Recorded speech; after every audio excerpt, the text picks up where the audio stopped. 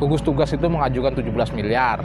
Setelah itu ada pembahasan dengan DPRD terkait tentang 55 miliar yang sekarang itu malah muncul beberapa jumlah anggaran yang cukup fantastis. Nah, ini tentu publik juga berhak tahu bahwa anggaran yang sebenarnya itu berapa, digunakannya untuk apa saja, dan sumbernya dari mana. Ini yang sangat penting tentu oleh kita yang perlu disikapi, yaitu bagaimana ngomongin sumber anggaran. Maka kami dari Gerakan Pemuda Ansor tentu mendorong bagaimana DPRD membuat pansus terkait tentang anggaran COVID-19 ini. Kenapa? Karena dengan adanya pansus itu, publik bisa tahu untuk bagaimana bisa dilakukan evaluasi secara menyeluruh terhadap penggunaan anggaran COVID-19 itu.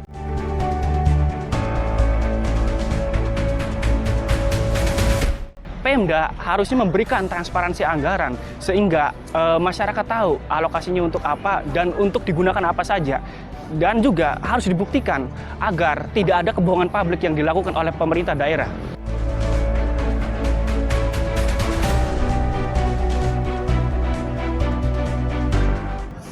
Di Indramayu sendiri dari konsep penganggarannya saja tidak terukur.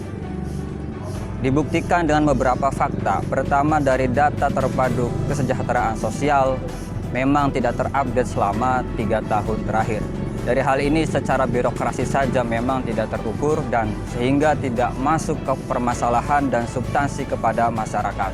Dari jumlah atau refocusing anggaran atau alokasi anggaran COVID Indramayu dibuktikan tidak transparansinya pemerintah daerah Kabupaten Indramayu. Di Indramayu sendiri dengan penganggaran COVID itu irasional. Dibuktikan tidak transparansinya anggaran COVID.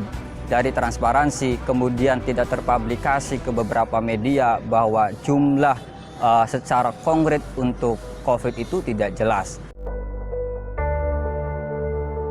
30 Maret kita sudah ketemu dengan Ketua DPRD Indramayu, Bapak Saifuddin waktu itu, dan kita memberikan masukan-masukan bagaimana supaya penanganan COVID-19 ini berjalan efektif, efisien, dan terukur. Padahal kita tahu penyakit ini akan sangat berbahaya bagi orang yang sedang lemah daya tahan tubuhnya. Nah ini, jadi kelambatan sikap dari eksekutif ini kami sayangkan. Kemudian dari eksekutif ini bergerak sendiri. Sepertinya kurang koordinasi dengan legislatif. Dan saya lihat dari beberapa statement di media sosial, itu adalah salah satu anggota legislatif. Dia kesulitan untuk mengakses alokasi anggaran ini kemana. Kami dengar udah mencapai hampir 300 miliar. Ini kemana? Masyarakat yang terdampak itu sangat banyak. Tetapi mereka teriak, kemana nih anggaran? Itu.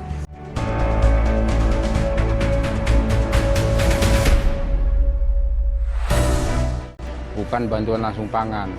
Karena logikanya adalah ketika orang itu dapat bantuan langsung tunai, itu langsung bisa dibelikan produk pangan. Indikasi dari bantuan langsung pangan tadi, secara hitung ilmu pangan, artinya harus kemudian bantuan langsung tunai. Karena bantuan langsung tunai ini langsung bisa dilaksanakan dan langsung bisa dibelikan. Kenapa dengan pangan?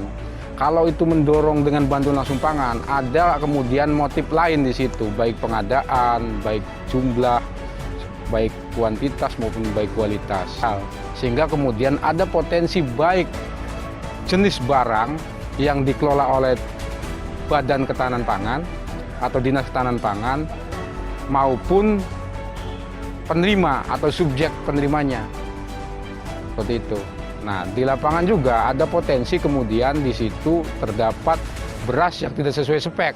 Contoh misalkan harusnya di bantuan langsung pangan ini dengan budget nilai anggaran 12.800 per kilogram, kemudian juga ada potensi pengadaan yang kemudian marginnya sangat lebar.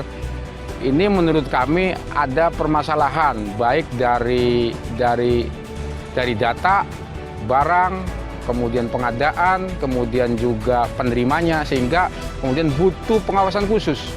Pengawasan khususnya apa? Ya dibentuklah salah satunya fungsi legislatif untuk melakukan untuk menyegarakan pengawasan, yaitu berbentuk pansus. Selain juga ada pengawasan dari penegak hukum, contoh kepolisian, kejaksaan, dan pengawasan dari masyarakat. Ini adalah anggaran APBD. APBD itu kemudian adalah milik rakyat. APBD milik rakyat kemudian akan dikembalikan lagi juga ke rakyat. Artinya apa? Semua elemen masyarakat harus mengawasi. Dalam hal ini juga mengawasi tetangganya dan sebagainya. Atau juga peran legislatif yang kemudian juga mengawasi. Salah satunya adalah melakukan pengawasan dengan cara mendirikan pansus atau melegalkan pansus. Karena apa? Pansus ini juga lebih detail, tidak seperti misalnya pembahasan di komisi. Pansus ini akan kemudian bisa memotret potensi baik perencanaan, pelaksanaan maupun juga potensi-potensi yang kemudian berpotensi korupsi.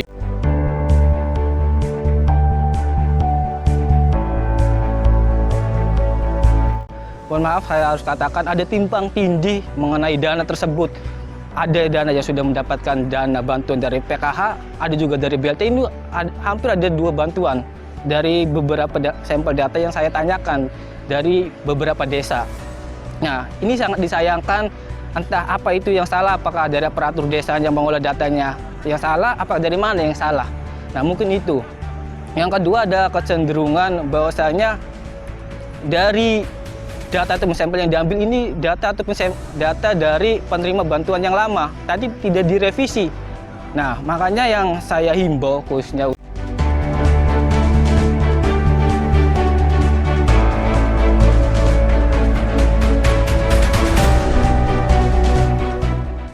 kita masyarakat harus mengetahui dana itu untuk apa, kegiatannya apa, distribusinya kemana. Karena apa?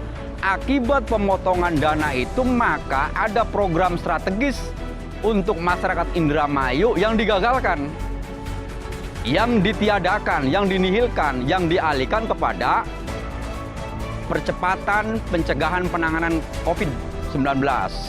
Fakta di lapangan ini ada kesenjangan, ada persoalan. Tidak semua desa itu penduduk itu dapat masker, tidak semua desa ataupun tempat-tempat strategis itu mendapatkan fasilitas disinfektan. Ini yang menjadi persoalan. Sehingga apa?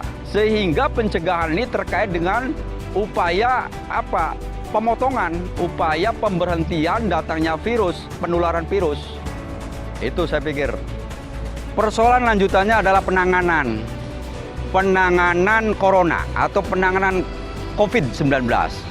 Mestinya Pemda harus membuat pemetaan di suatu wilayah di mana penduduk itu yang dapat diindikasikan terkena. Karena COVID ini penularannya lewat orang, biasanya itu dari luar negeri, para TKI atau dari zona merah masuk ke Indramayu. Pemda Indramayu sebenarnya harus menata desa-desa mana yang penduduknya berasal dari zona merah. Setelah ada, baru ditangani. Apa yang harus dilakukan terhadap penduduk itu, warga itu? Apakah ada isolasi, kemudian ada pembatasan, harus ditangani melalui berobat, harus dicek kesehatannya, harus dicek apakah ada virus atau tidak. Itu, tapi faktanya ini secara gradual, acak, semuanya tidak tertata secara sistematis.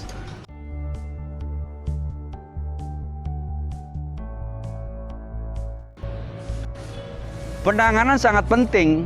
Itu penanganan ini salah satu yang hal penting adalah memberikan sosialisasi. Ini saya lihat sosialisasi tentang bahaya COVID-19 itu kurang optimal. Gugus tugas yang ada di desa, gugus tugas yang ada di kecamatan itu tidak melakukan sosialisasi kepada warga masyarakat. Sehingga apa? Ketika aturan PSBB, pembatasan skala besar untuk ini, itu masih banyak yang ditabrak. Apa? Itu menunjukkan indikasi bahwa kurangnya sosialisasi terhadap warga masyarakat. Maksud strategis ini adalah ada pergeseran dana untuk pencegahan yang tadinya digunakan untuk pembangunan fasilitas masyarakat digeser untuk pencegahan. Ini dananya tidak sedikit, hari ini sudah tercatat 300 miliar, kemudian dana desa di angka 120 miliar, maka ada 450 miliar potensi hari ini. Dana itu tidak besar.